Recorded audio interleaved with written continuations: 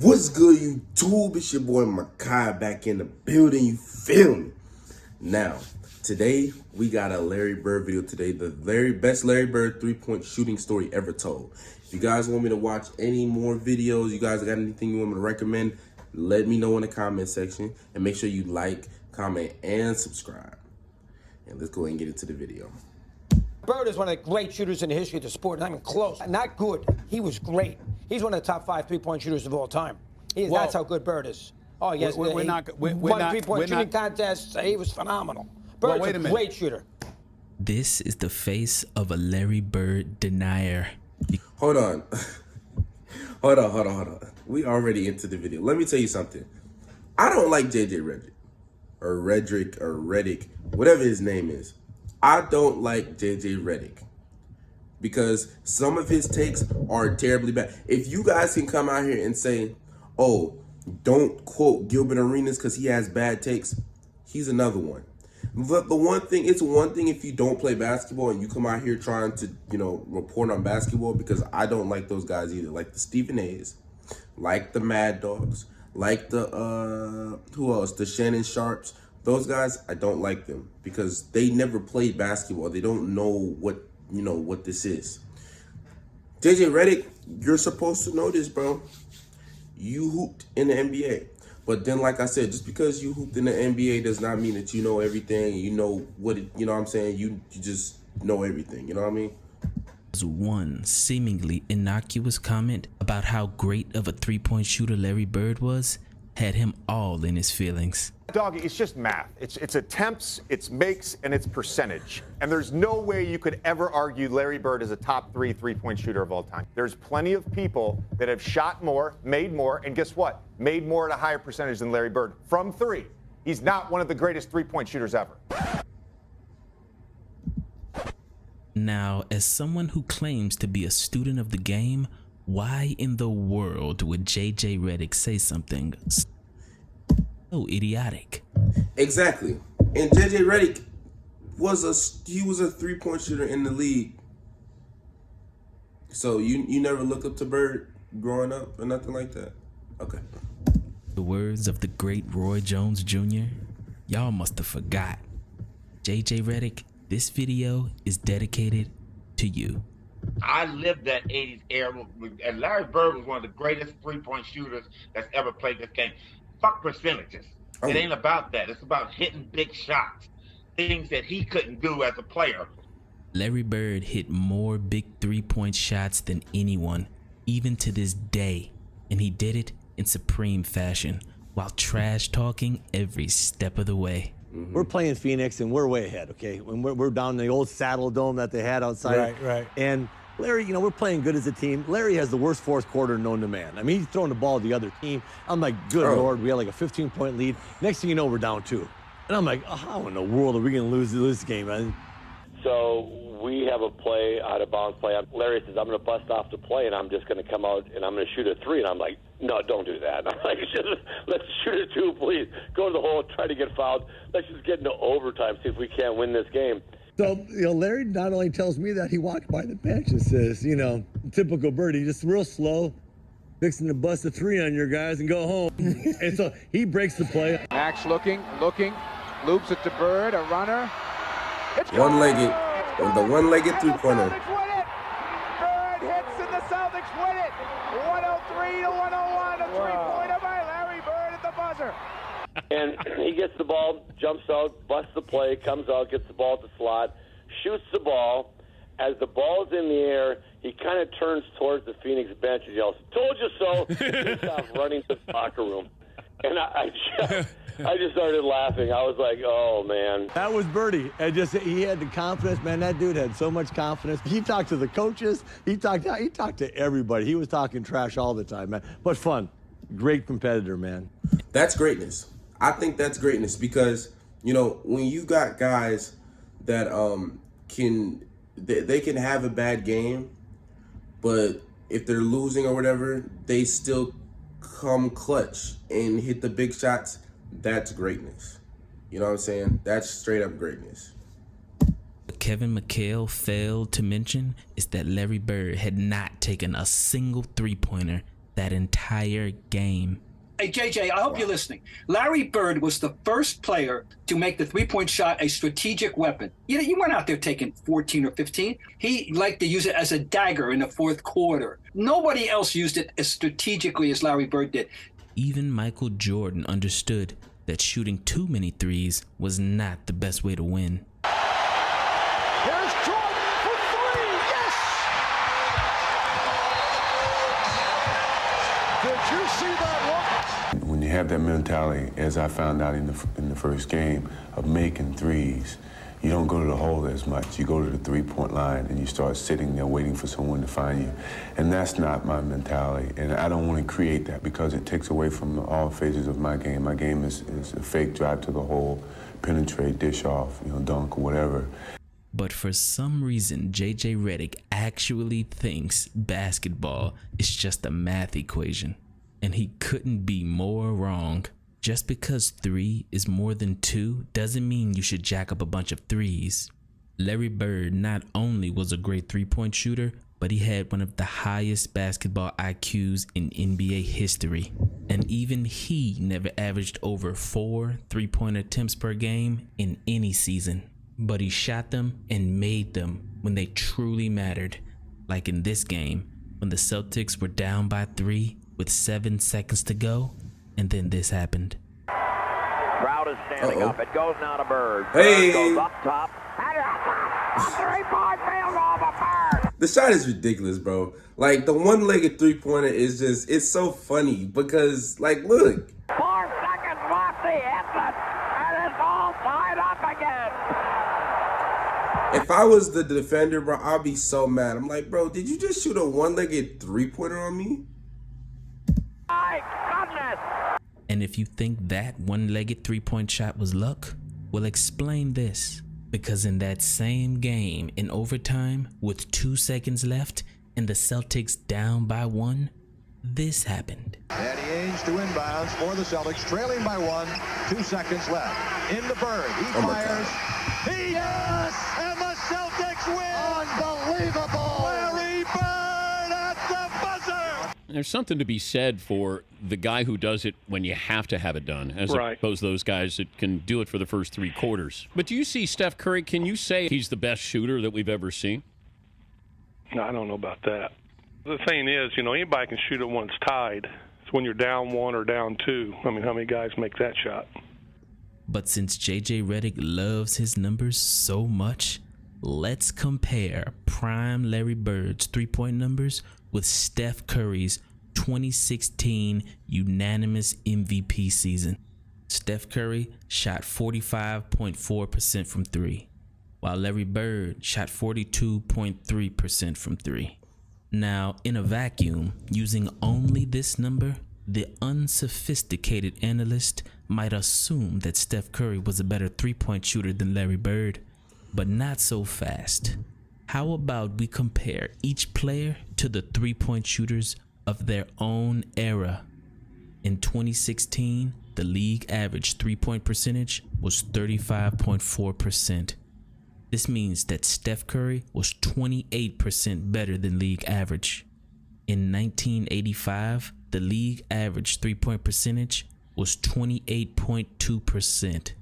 This means that Larry Bird was 51% better than league average. So, in reality, Larry Bird dominated the three-point line in his era even better than 2016 unanimous MVP Steph Curry.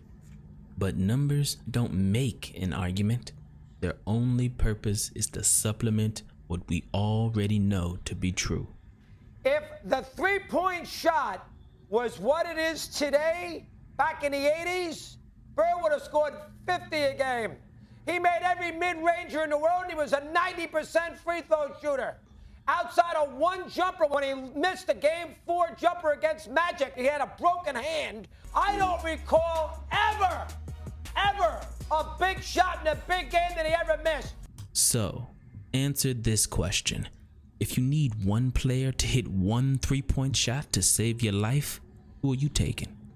Steph Curry, who lost the three-point shooting contest 5 times to his peers?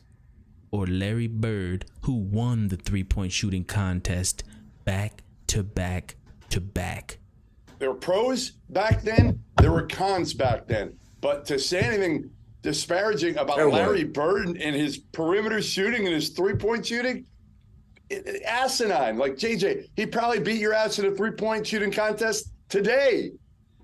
And though it sounds like hyperbole, this is what a 60-year-old Larry Bird did at an Indiana Pacers practice.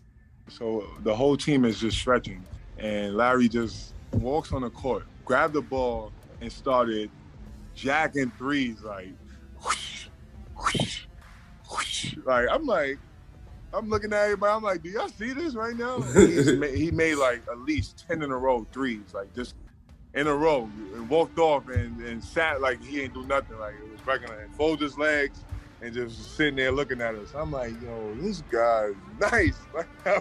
I'm like, man, that's a legend right there. Speaking of shooting threes, Coach, you at the three-point competition, walking in the locker room, who's playing? Did you really say that? Who's playing for second?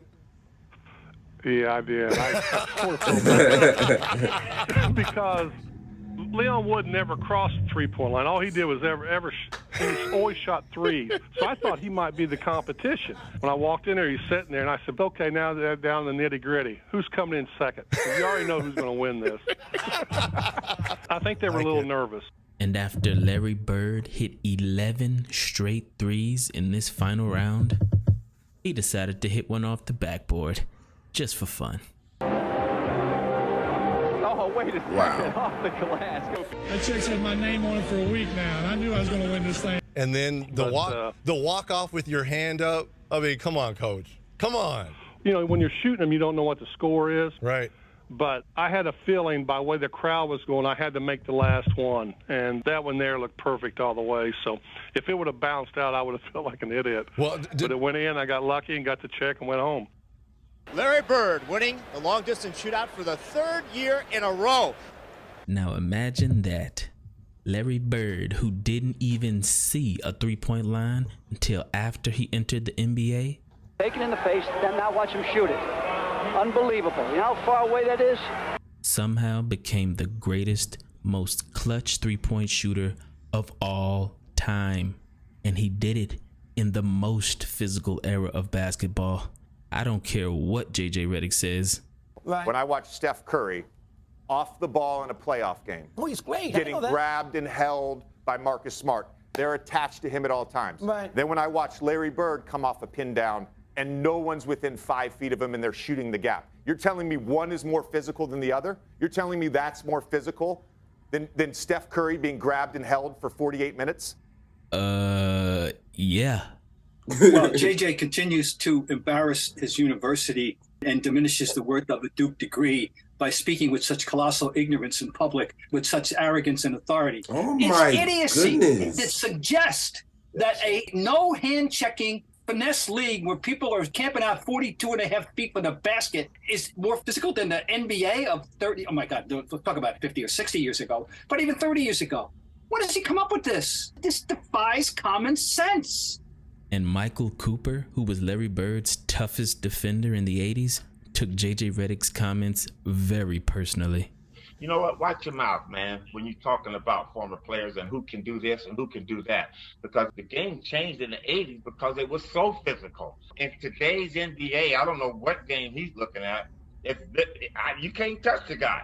Anytime you touch anybody, a three-point shooter, come close to them when they're landing, it's a foul. To say that Steph is getting more contact, man, that guy has no clue of how basketball was played in the 80s. And I guarantee you this, JJ Redick, if you had played in the 80s, this is Michael Cooper talking, I'd have locked your ass up.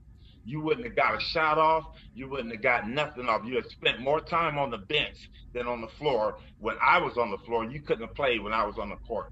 I mean, for JJ Redick to disrespect an entire generation of basketball players, what did he expect? First of all, Redick don't know what the hell he's talking about. I'm going to concur. say it, right? I agree. He don't know what the hell he's talking about. I'm like, what basketball was you watching? To say something as idiotic as that is ridiculous. That's one thing that I didn't really understand, because JJ Redick grew up watching 90s ball, and probably not 80s ball, but 90s ball and 2000s basketball. So I don't know, bro. J.J. Redick, who played this game, I'm very disappointed that he has said something so stupid. When I hear that, and I'm like, you really don't know, do you? Yeah. We had our time. It was a great time. It's their time now. Yes. But don't crap on us to prove your point. Yeah. Because it doesn't make sense and it's not valid. I don't hate on these guys. You're responding right now. Yeah. You're not. I don't hate on these guys. These guys are great. I just don't like the disrespect. Yeah. Yeah. And to say that about Larry Bird, it's just a stupid comment to make. Unfortunately, somewhere along the way, common basketball knowledge was lost. But hopefully, these Larry Bird stories enlighten you to why the world fell in love with basketball in the first place. And this particular play down, it was a timeout, and they're coming down, and Larry gets me at the top of the key, and he's walking me underneath this basket. He goes, "Coop, I'm ready to wear your ass out." What? Okay, I get down to my best defensive stance. He goes down the lane. He comes off the left side, and Robert Parrish sets a pick. And we knew the play. We knew what was coming up. And Kareem was ready. And as Larry comes off the pick, shoulder to shoulder with Parrish, and I'm trailing behind him, he catches the basketball right about the elbow. And he gets the ball, and he goes up, and Kareem stops him from turning the corner. Larry catches the ball, he goes up in the air, and here I come. And I'm like, I'm getting ready to smash this shit, man. So I jump up, and I got my hand, and I don't know how Larry got this ball between Kareem and I. Because Kareem had his hands up. I'm coming with my right hand, and he hit a great pass. Like I said, I don't know how he got it to him. Hits Robert Parrish, and Larry looks over his shoulder at me, and he laughs. He said, "I told you, motherfucker." And you know what? But it's also had a telling effect on Michael Cooper underneath the basket. They're wearing him out. That's what made Larry larger than life, because if anybody in today's game, maybe Steph Curry comes off that, they force that shot up there. They try to get the shot off, but that's the difference between Larry. That play right there softens you up for the next time. Now Kareem's not going to jump out. Now Larry's wide open and shoot the ball. So I would expect former players to really understand that, but I never ever discount another player at any decade. I hate Larry Bird, but I respect the hell out of that man. And Larry Bird was one of the greatest three-point shooters that's ever played this game. Fuck percentages. It ain't about that. It's about hitting big shots. It's a toss-up. But the thing is that I grew up watching Stephen Curry, right? I didn't grow up watching Larry Bird. Larry Bird has great moments. That's really what matters about, that's not what all matters about being the greatest shooter. But that's one thing that matters, is hitting those big shots in those big moments. And that's something that Stephen Curry has lacked. He doesn't hit those shots in them big moments. You know what I'm saying?